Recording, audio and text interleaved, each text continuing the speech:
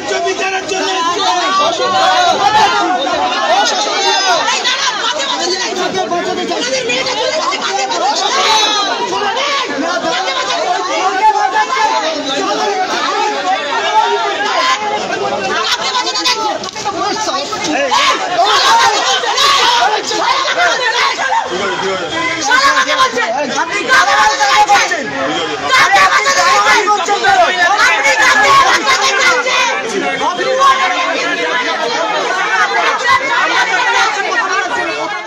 জয়নগর কাণ্ডের আজ এবার কাটাপুকুর মর্গের সামনে পুলিশের সঙ্গে বিজেপি কর্মী সমর্থকদের হাতাহাতি।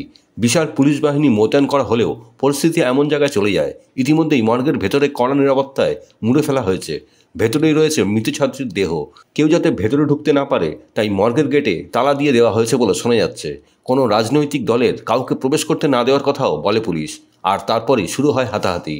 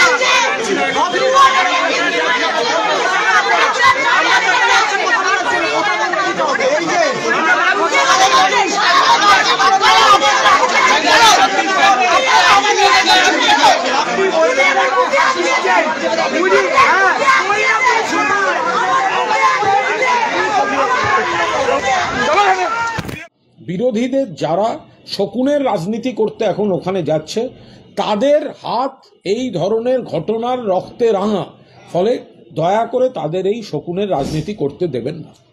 হয় প্রকাশ্যে গ্রামের মাঝখানের বটগাছের ডালে একে মেরে টাঙিয়ে দেওয়া উচিত, অথবা গুলি করে মারা উচিত, প্রকাশ্যে শাস্তি দেওয়া উচিত। কিন্তু বাংলাটা গণতন্ত্রে চলে, ফলে আমরা আইনের পদ্ধতিতেই দ্রুততম ফাঁসির ব্যবস্থা, যেটা তিলজলা মডেল, সেটা আরও নতুন আইনের পর মমতা বন্দ্যোপাধ্যায় যেটা এনেছেন, নতুন আইনের পর যেটা আরও দ্রুত তদন্ত শেষ, বিচার শেষ এবং ফাঁসি। ব্যুরো রিপোর্ট, খবর সীমাহীন।